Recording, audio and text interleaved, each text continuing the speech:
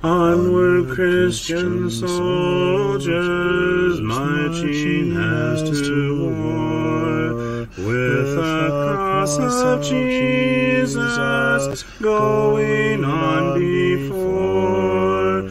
Christ the royal master leads against the foe, forward into battle, see his banners go.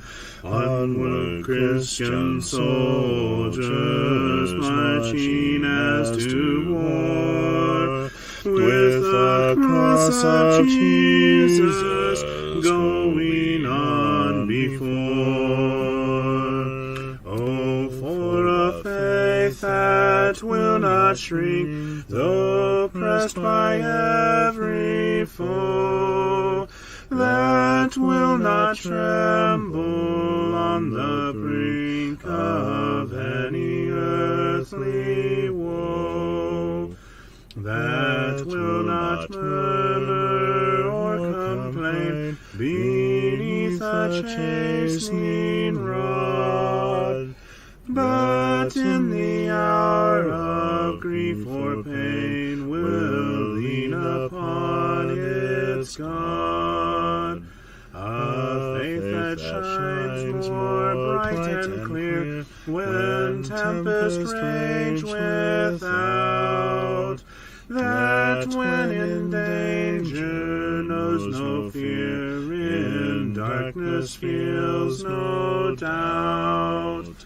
Lord, give us such a faith as this, and then whatever may come, we'll taste and hear the hallowed bliss of an eternal home. A charge to keep I have, a God to glorify, a never-dying soul to save, and fitted for the sky, to serve the present age, my calling to fulfill. Oh, may it all my powers engage to do my Master's will. Arm me with jealous care, as in thy sight to live, and o thy servant, Lord, prepare a strict account to give.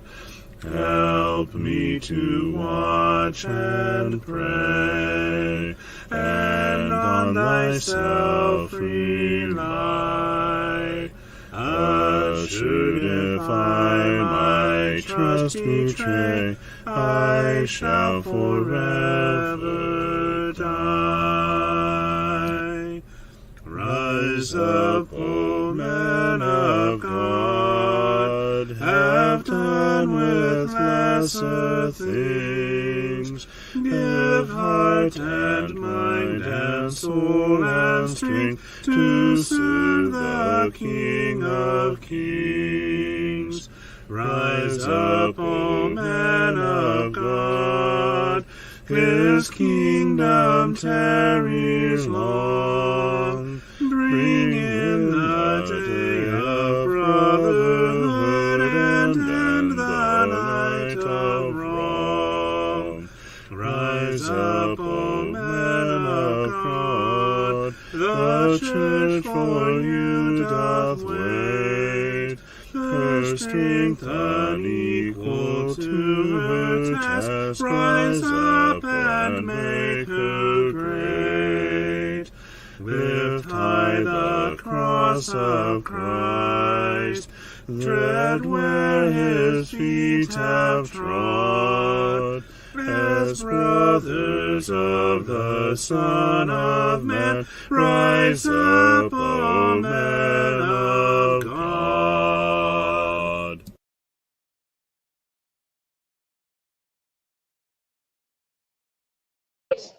I wear my sunglasses at night. Hey, let's edify one another, shall we? Good evening.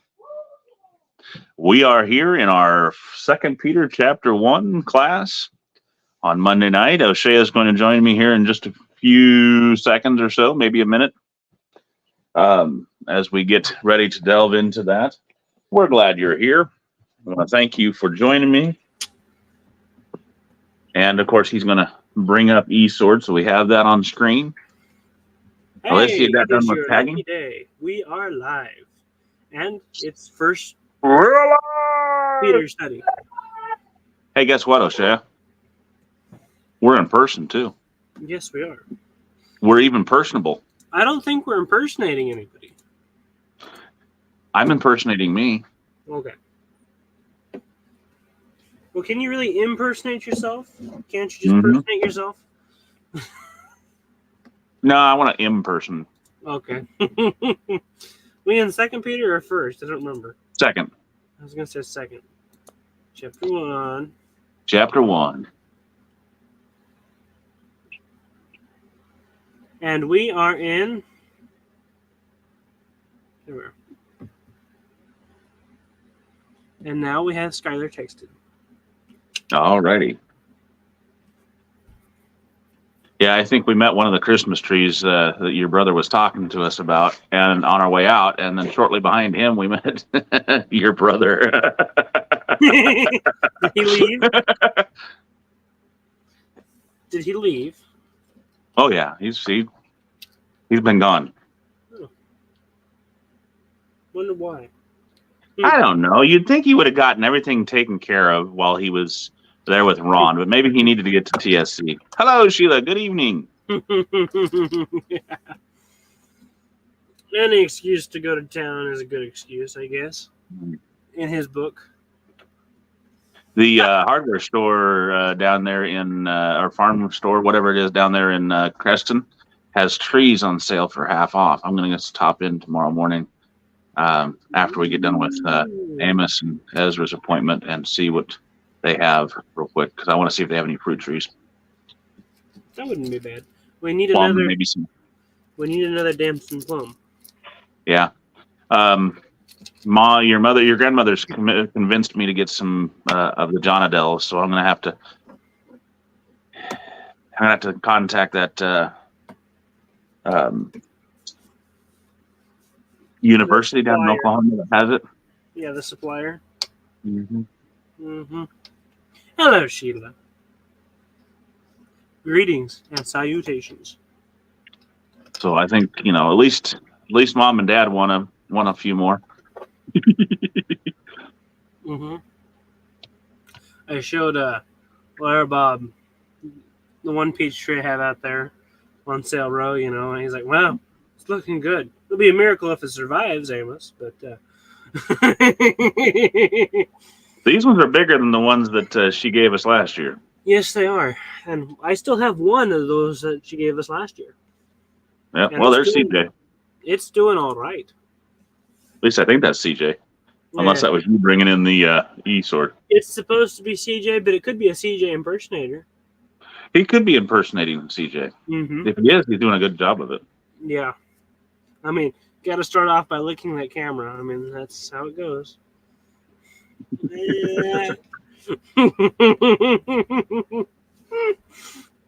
Now, come on. It never said he had to lick his nose. I don't think I've seen CJ try to do that. Nor has CJ tried to impersonate Chewbacca. Oh, he's trying to go over backwards. Good morning, Sam. And now he collapsed forward on top of it. Sam zipped his mouth. Some people. He's like, I don't know what I just stepped into, but I'm going to shut up. Hello, Sam. All right. Uh-oh. He tried. I wear my sunglasses at night. So you're like 10 minutes late for that, or at least 5 minutes late for that. I opened with that, CJ. Oh. You have to catch the replay. You're You know, if I quiet. get these are the glasses that if I get my hat back out, I'd look like, There we are. that garden gnome with Right. the digital I just glasses. yanked CJ's microphone settings up to max. That'll help. Sheila's like, that is so funny. I saw Chewbacca look alike today while I was driving. Well, Larry was going through Grimes with his Grogu ears on, his Yoda ears. He loves those ears, doesn't he? Yes, he does. Ron's like, you got to be careful. You'll get a reputation. And Larry's like, yeah, it'll be funny. And Larry's like, I already have one. Yeah, Larry's like, I already have one. It'll be funny.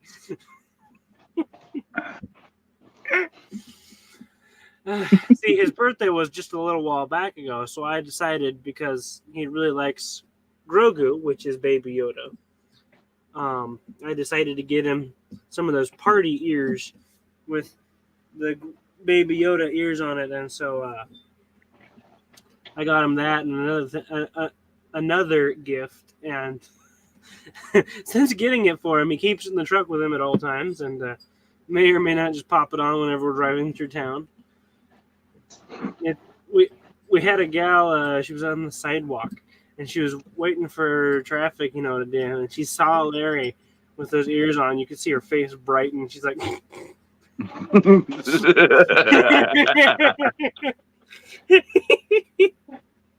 I'm like, yeah. Now I just need a Mandalorian helmet, and we'll be perfect.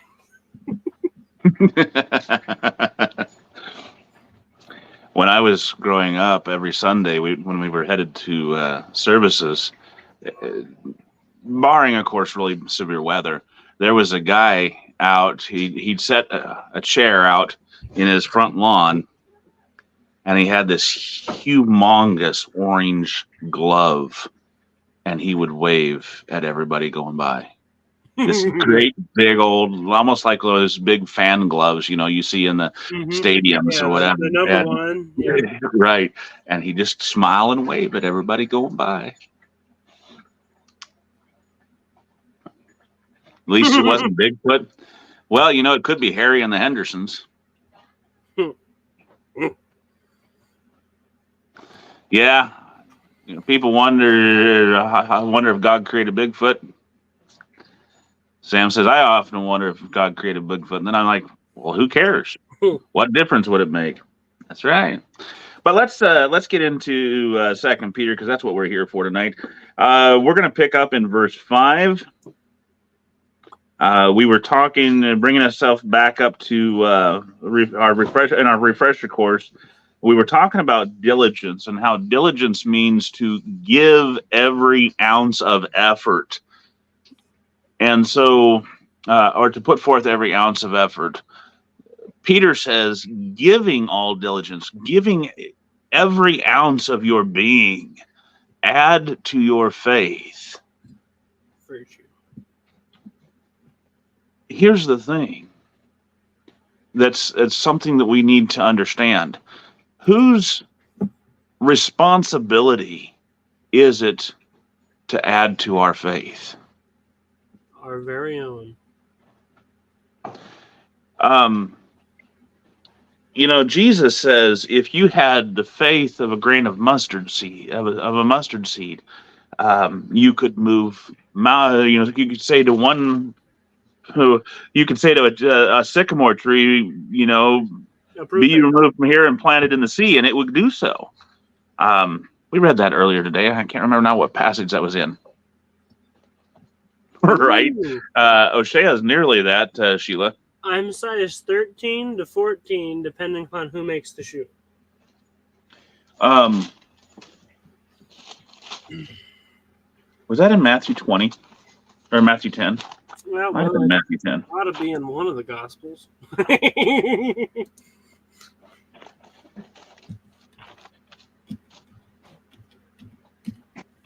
No, I don't know. Is it Matthew 10? Matthew 13:31. 13, thank you. I was close. Mm-hmm. Here you go.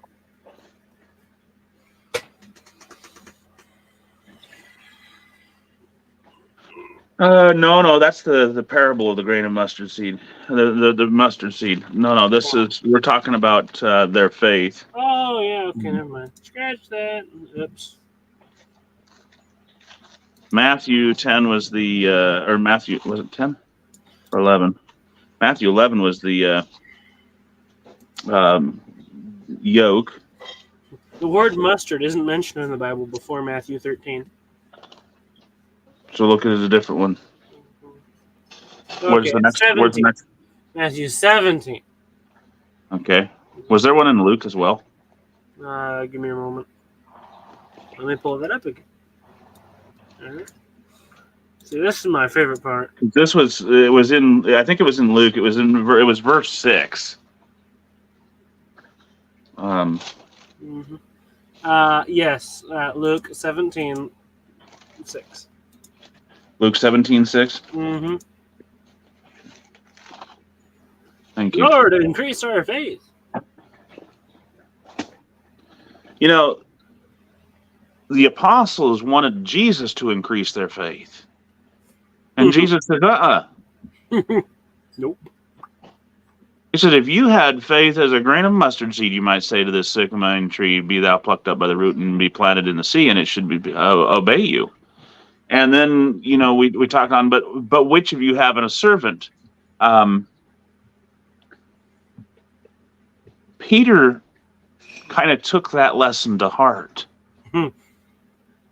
Because he says here in 2 Peter, he says, you give all diligence to add to your faith.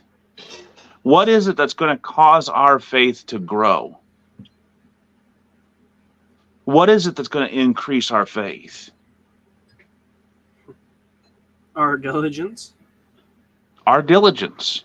We, as we go through life, as we add these other things, as we practice these other attributes, are going to increase our faith.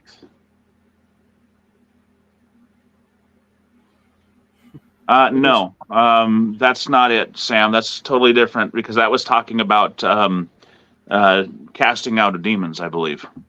Yeah. At least that's what, when you say that, that's what comes to my mind anyway.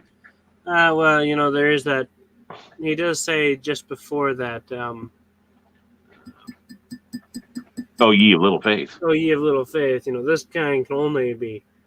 Yeah. There is the faith aspect there, but it's not quite the same vein. Right. So he says, it is up to you to grow your faith. It is up to you to increase it. It's not God's responsibility. Yeah, Jesus isn't going to do it for you. God's not going to do it for you.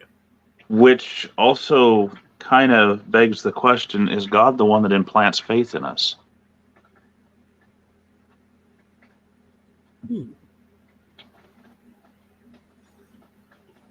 Oh, he made me believe.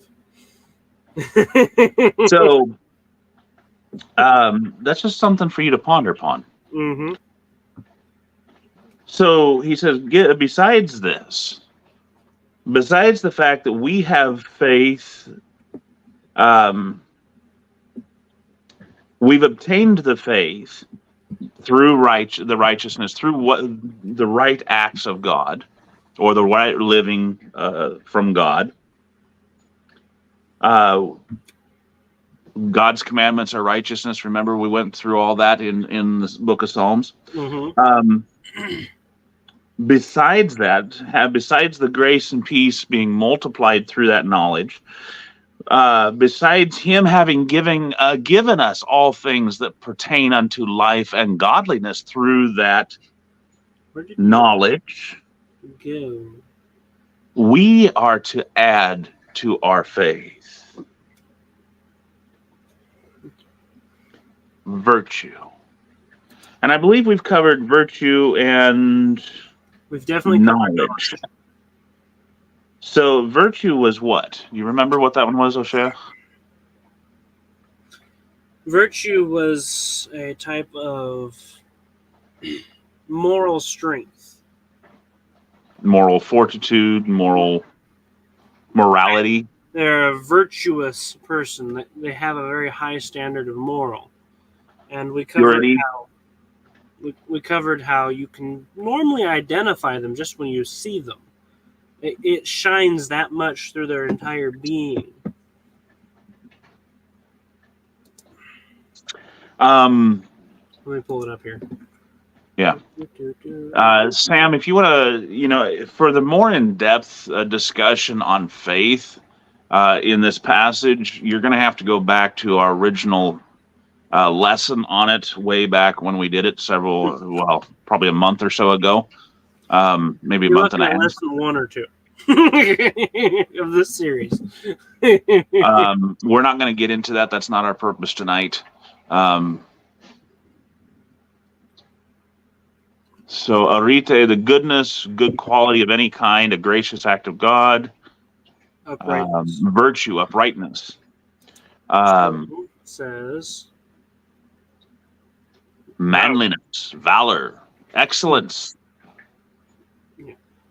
And then I think Thayer's the one that threw in virtuous course of thought, feeling, and action, moral goodness. Moral goodness, that's where we got it. Moral excellence. Modesty. There you go. Yep. So we need to add to our faith that moral goodness, that moral excellence. And to that moral excellence, we add knowledge. We've covered knowledge 3 or 4, well, let's see here, 1 or 2, 3 times. We covered knowledge in verse 1. We covered knowledge in verse 2. We covered knowledge in verse 3. I think we probably, hit knowledge enough times, that we don't have to really knock that out. But what is our source of knowledge? Like we covered in the first several times, God. The reference to Proverbs. His word. God. The fear of the Lord is the beginning of knowledge. Proverbs chapter 1, verse 7. Mm-hmm. Knowledge itself is something that we can only delve into through God's word. And we covered that with 2 Timothy 3:16 and 17. We looked at John 17:17, and I think we did 8:32, but I'm not sure. Anyway,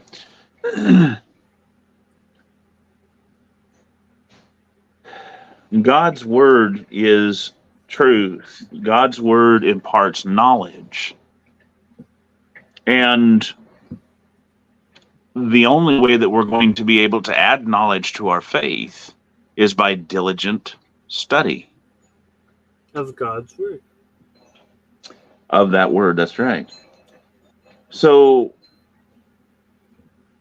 as we study, as we add that moral excellence, we add that knowledge. Do look, though. I am curious. Is this the same word that is used in the first 3 verses? Oh, let's see here. So I think it is. 1108. Yep, 1108.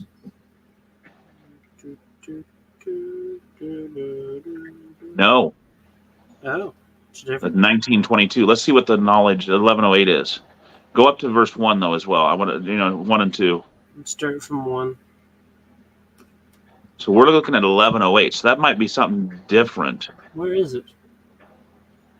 That's through righteousness. Never mind. That's not in 1. It's number 2.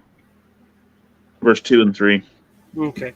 So we have the 1922, which is verse 2, knowledge. epignosis, precise and correct knowledge, ethical and divine, ethical and divine.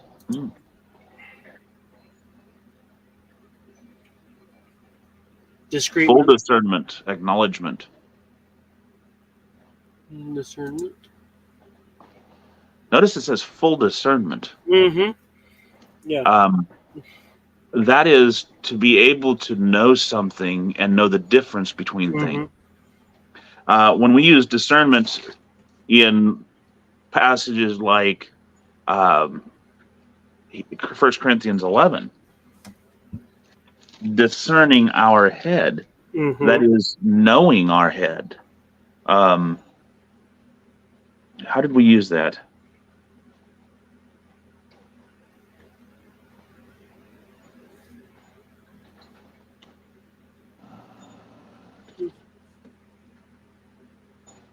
The coming at the knowledge of a thing. Is that discernment? No, this is Or that knowledge? The what? The coming at the knowledge.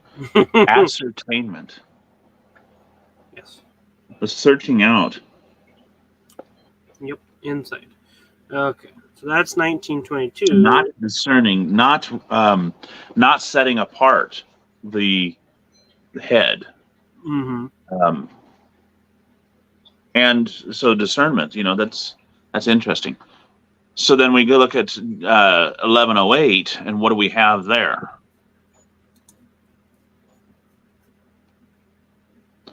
Gnosis. Or no, yeah, I think it's gnosis. Knowledge of an especial kind and relatively high character. That goes right along with the moral excellence. High right. Character. In more particularly in respect to Christian enlightenment.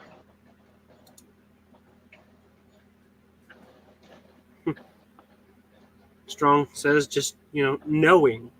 The act of knowing. There. General intelligence. Understanding. So what we're looking at is the deeper, more perfect and enlarged knowledge of this religion, such as belongs to the more advanced. That goes with Hebrews chapter 6. Especially of things lawful or unlawful for Christians, moral wisdom, moral excellence, moral wisdom. There we are. So we're adding moral wisdom to our moral excellence. And it's like we covered in the time before when we touched this. If you don't know what is moral, what is right, what is wrong, you can't have or fully use the moral excellence. And this just further goes with that. If you don't have moral wisdom, you can't use the moral excellence. And Hebrews 11:6, or not 11:6, Hebrews 6. Actually, Hebrews 5, 12. Hebrews 5:11 through 14. Start there. 11 through 14. Yeah. Of whom we have many things to say, and hard to be uttered, seeing ye are dull of hearing. Thank you, CJ. For when for the time ye ought to be teachers, ye need that one teach you again, which be the first principles of the oracles of God, and are becoming such as have need of milk, and not strong meat. For every one that useth milk is unskillful in the word of righteousness, for he is a babe. But strong meat belongeth to them that are of full age, even those who by reason of use have their senses exercised to discern both good and evil.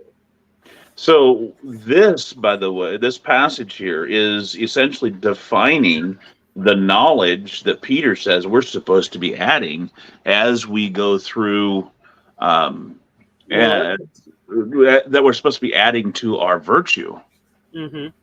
which is being added to our faith. And so this all plays into increasing our faith because we are exercising our senses, our sense of moral excellence, to discern both good and evil. We're exercising our reason, our abilities to reason. And go ahead. To know the difference between the two. Yes, that's what discerning is. To know the difference. Right. In my head, it's linked to difference. This is. I want to join this as well with Romans chapter 14, verse 1.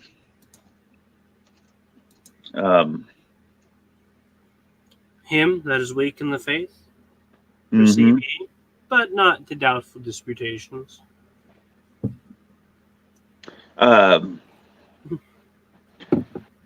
So those who are, who are stronger in faith, what are they supposed to do? Receive the weak. And not for, not to be disputing about their weak scruples. Right. But rather to just to simply receive them and to build them up, to bring them along. I'm trying to find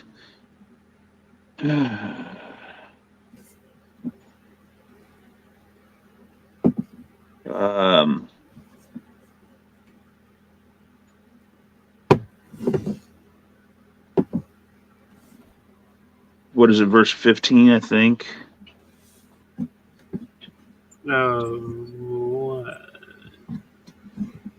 Same chapter.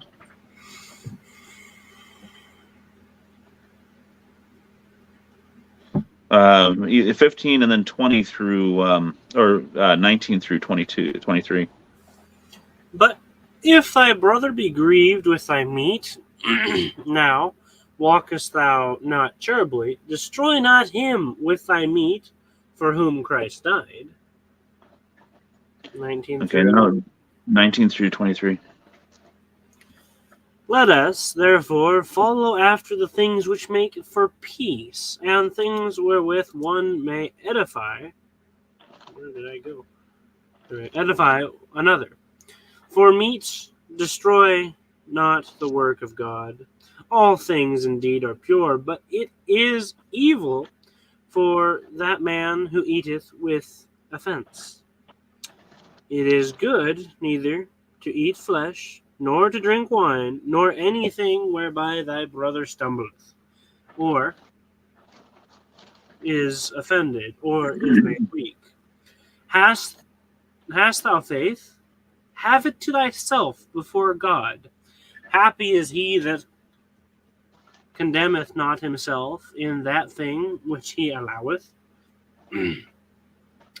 And he that doubteth is damned if he eat, because he eateth not of faith. For whatsoever is not of faith is sin. And verse 1 of chapter 15, because that's kind of the end of the matter.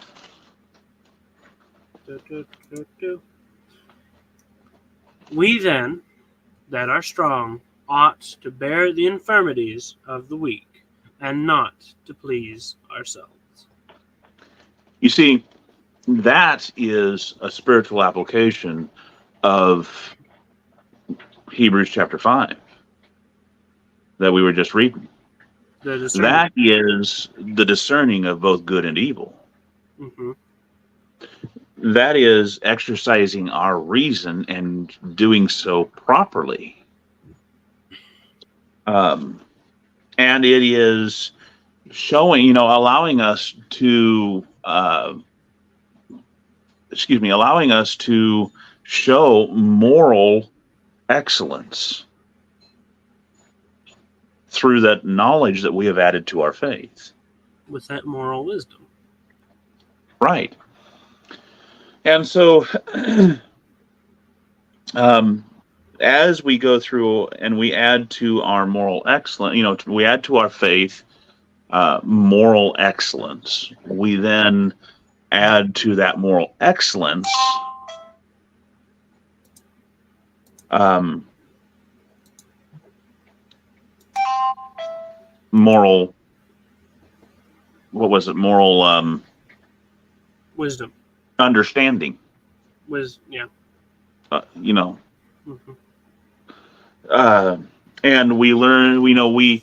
As in discerning good and evil. That discern, moral understanding, moral understanding, moral character of discernment and ascertaining. That's kind of neat because remember, one of the best ways to define wisdom is knowledge and understanding put to use Mm-hmm. in action. And so he's saying moral knowledge and understanding put to use. Right. It's one thing to be able to understand something. It's another thing to know something, and it's another thing entirely to use it. Right. Wisdom is knowing how to use what you know. Mm-hmm. Which is what I was saying.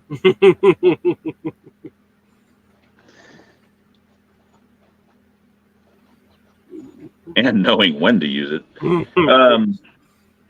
It's a So now then we look at, okay, we're adding to our faith. And by the way, this is not a checklist. Okay, it's not saying, okay, well, I've got faith now. I've added to it for virtue. I'm done with that. I can move on to knowledge. None of these quote unquote lists in the Bible are checklists to say, okay, I've added this. Like, for example, if we were to look at the study that CJ and I did on the fruits of the Spirit, that's not a checklist to say, okay, I've done this, I've added joy, I've got peace, I've got long suffering. No, these are not checklists to say, okay, I've got this and I can move on. Because these are lifelong tasks that we will never be finished with. No matter how good our virtue is, it's never good enough. It's never complete. And so we, as frail beings of dust, need to continue to improve our moral character. We need to continue to improve our moral understanding and wisdom, knowledge. And so we move on then to temperance, verse 6. That we are to add, as we get knowledge, we just looked at how we who are strong ought to bear the infirmities of the weak. Well, that's what temperance is. What is temperance? Self-control. Right?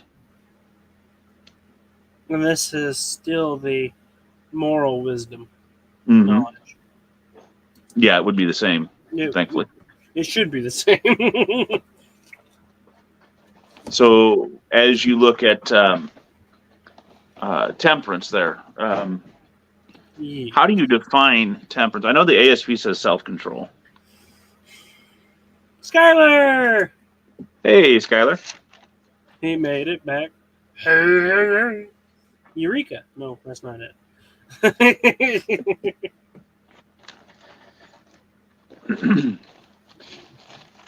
Self-control. The virtue of one who masters.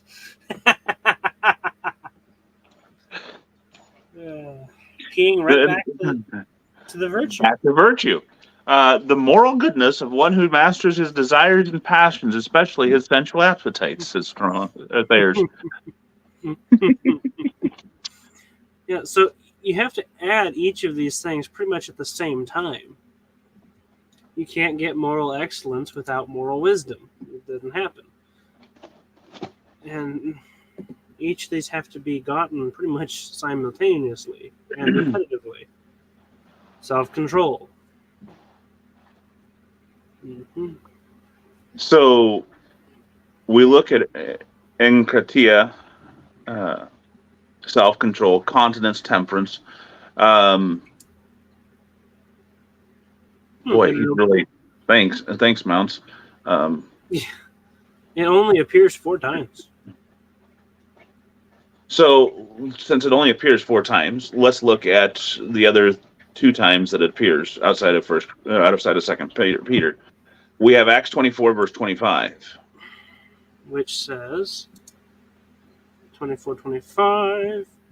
And as he reasoned of righteousness, temperance, and judgment to come, Felix trembled and answered, "Go thy way, for this time when I have a convenient season, I will call for thee." Paul here is reasoning. Where have we learned about that one? Oh yes, knowledge. As he reasons of, you keep scrolling through and I can't follow because we're on 25. Yeah. Verse 25. Righteousness, that is, of the right way, right commands, the right actions, of doing right, of self-control, something that Romans were not exactly known for, and they're just not as bad as off with his head. Well, Rome as a society was pretty well was rather depraved. They were quite the debacle. They were very hedonistic, which means they gave themselves over to personal pleasures. Mm-hmm. They were not very well self-controlled. Yeah, they didn't have a lot of self-control.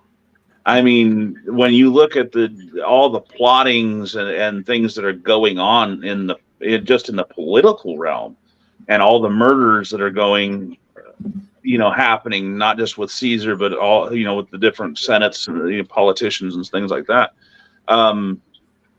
It wasn't a very good society. And so Paul here is reasoning and expounding upon righteousness, right living, the commandments of God. Mm-hmm. He's expounding upon self-control, controlling those desires, mm-hmm. and the judgment that's going to come if you do not, and about what's going to happen if you mm-hmm. do not do the commands of God and control yourself. No wonder Felix is trembling. Yeah. Guilty much there, Felix?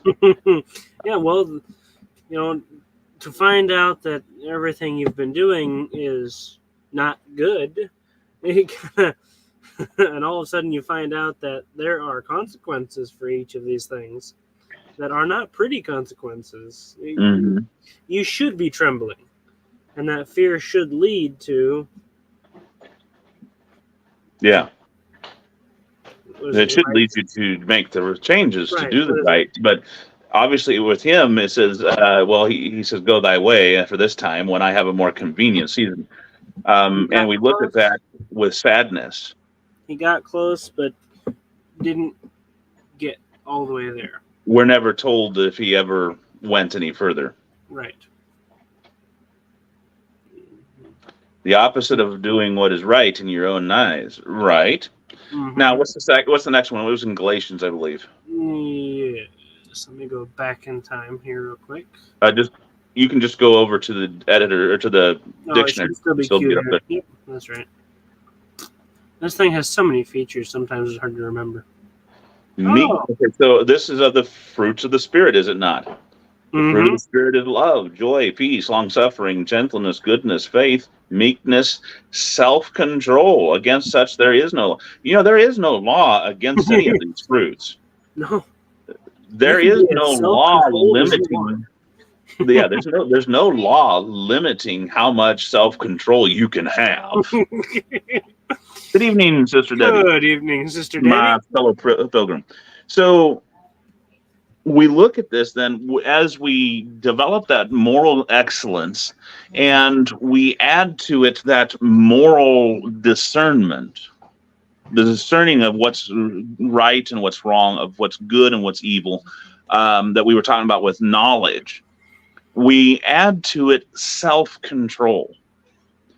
Knowledge in and of itself, morality, does what to a person? My,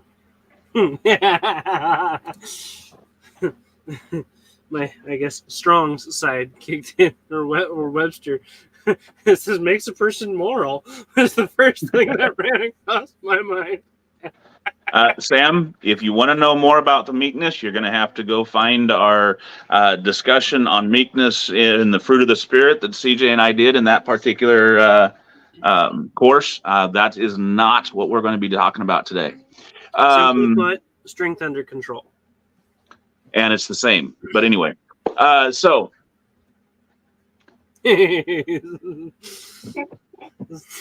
what does morality do to a person? If a person is hedonistic, going out there and giving in to his personal desires, fulfilling his personal desires, going out partying every day, and drinking and carousing and engaging in illicit behavior, is he a moral person? What would we call him?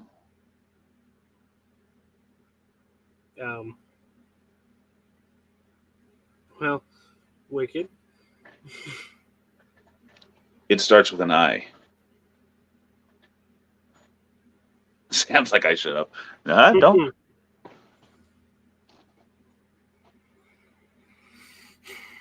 Right, Debbie. There's one long word. Impetuous. No, that.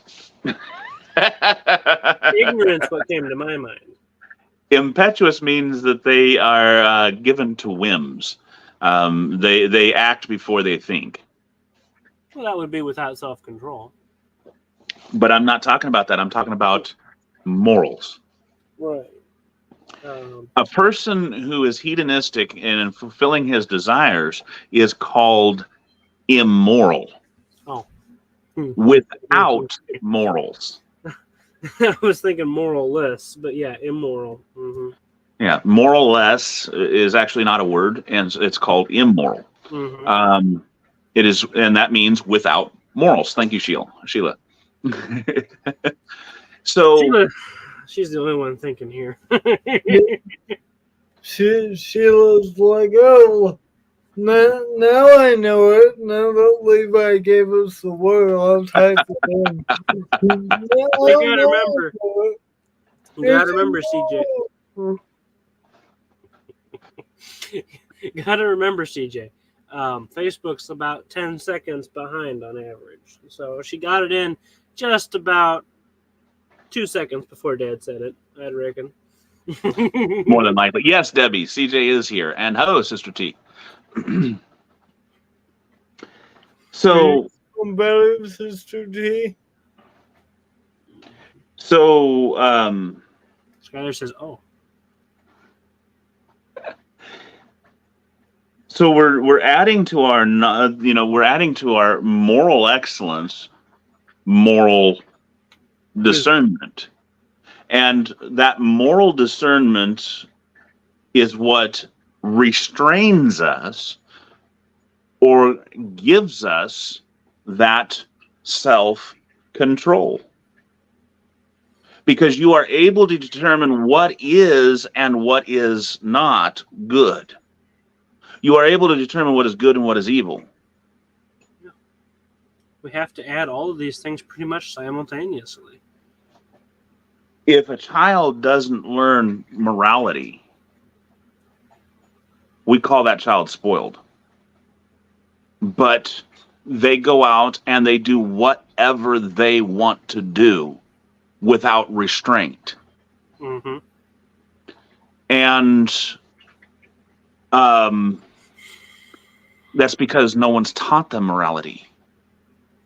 No one's taught them that self-control, that self-restraint. Temperance or self-control is that which restrains us because of our knowledge, our ability to reason and discern. And we are taught that morality from our virtue, or from the virtue that we're taught. Now, we've all known people whose parents raised them and taught them immoral behavior.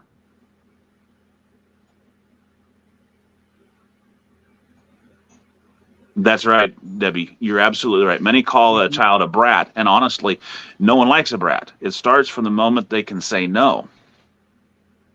Mhm. Are these children who refuse to learn? There are children who refuse to learn. When you stop and you think about some of the people who murder, serial murderers. We're not talking about those who continually eat breakfast for every morning. I was thinking of CJ.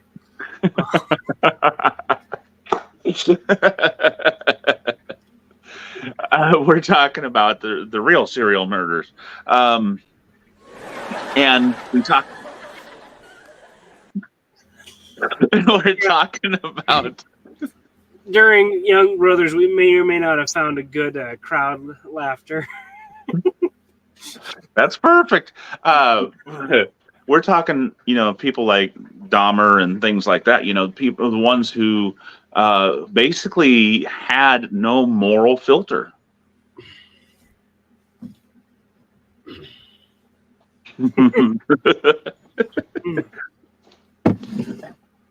Yeah, well, it's really weird. It's really bad when you got the what's this? That's cinnamon one. Cinnamon Toast Crunch. They're carnivores. Yes, cannibals. Cannibals. Yes, cannibals.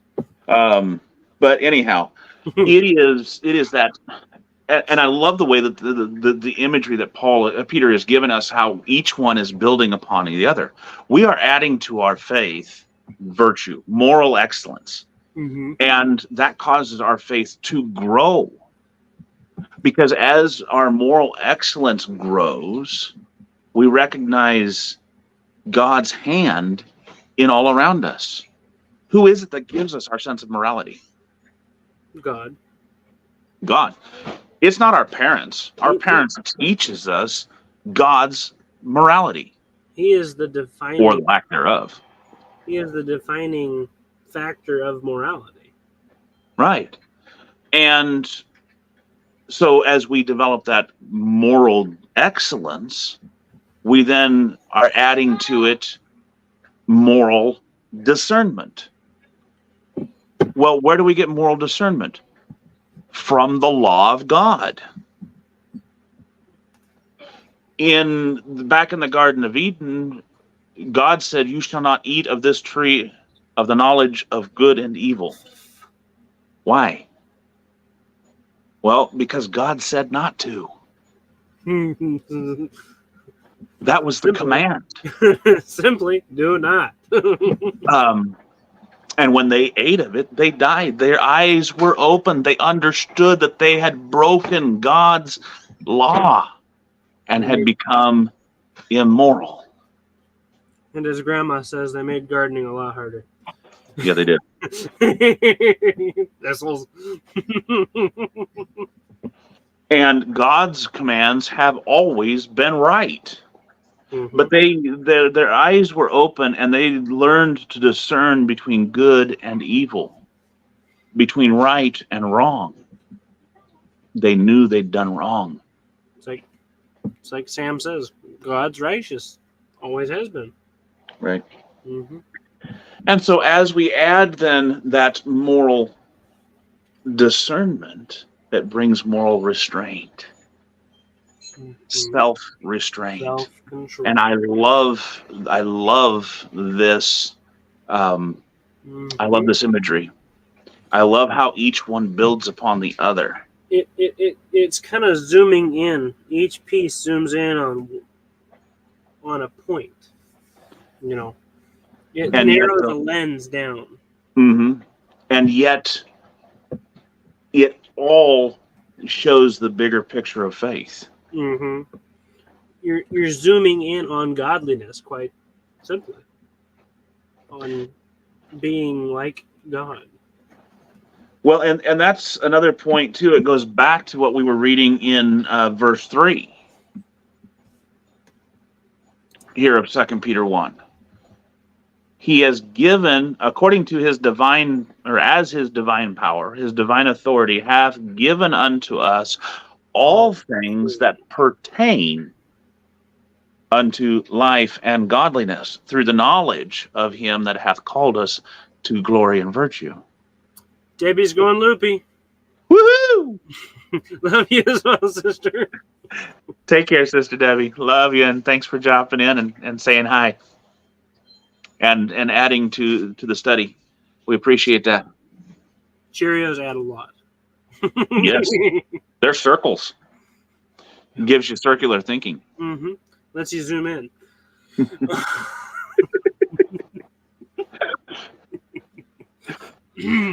I was expecting a wah wah wah wah. There it is. There it is. Debbie's like, I'm gone. Don't tell no one. Absent, but without leave. We got Sheila laughing so hard she died. What a way to go. Sam says moral uprightness separates us from the sin and the ungodly. 1 Peter chapter 1:16. Let me look at that real quick. We really enjoy having you, Sister Debbie. 1 Peter 1:16 says, "Be as it is, because it is written, be ye holy, for I am holy."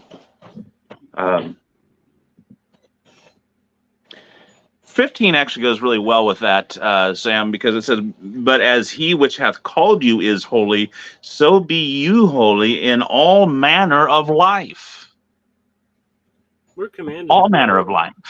And here in 2 Peter, what we're doing is we're seeing how to do that. This is what godliness, this is what life and godliness is all what it's all about, is what we're finding out here.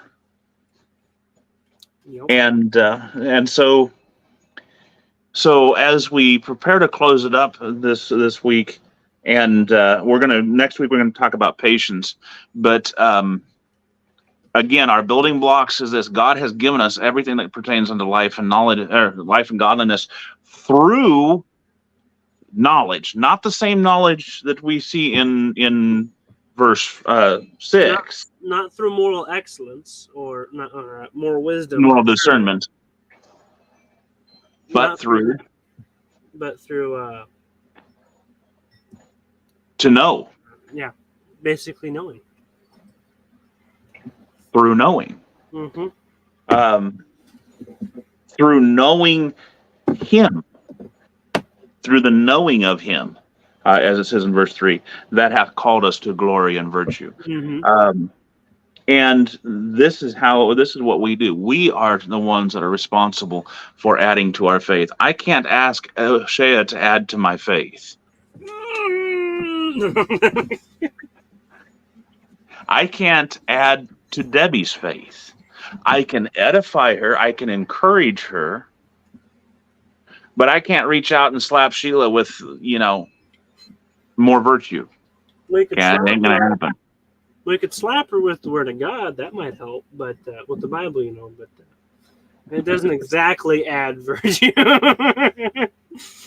It doesn't exactly add faith. We probably need to reach through the phone here and slap Sam with it once in a while. Yeah. And he'd return the favor, though.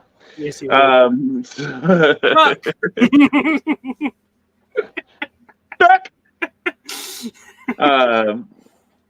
So it's our responsibility, each one of us. It's a personal responsibility.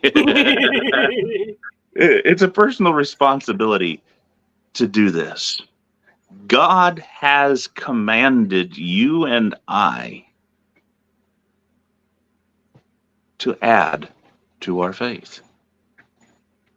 And that's one of the reasons that, we started the Add to Our Faith devotion, Mm-hmm. because it is our way of encouraging you and helping you to learn that discernment, to learn that moral excellence, and to add these things to our life so that we can be more pleasing to God and to increase our faith, to increase your faith. Like we just did, we helped each other add to our faith by working through it. We can help each other, but we can't do the actual adding. He's still here, Teresa.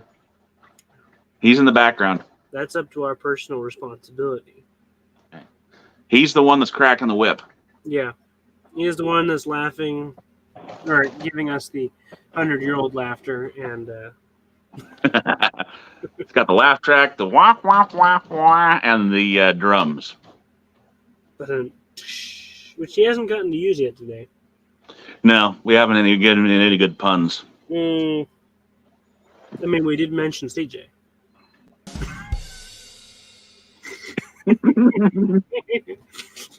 Some might consider him a pun.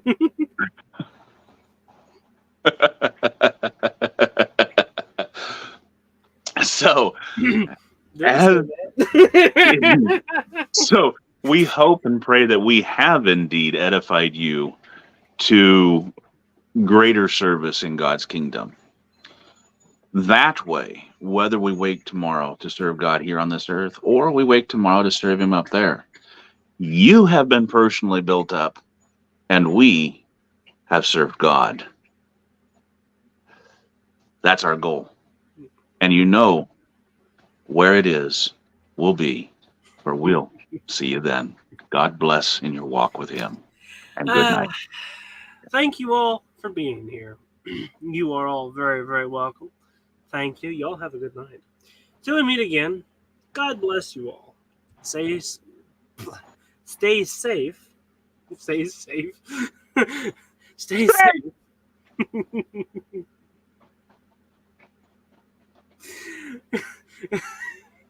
CJ, you missed it. God bless you all. Stay safe. Stay strong.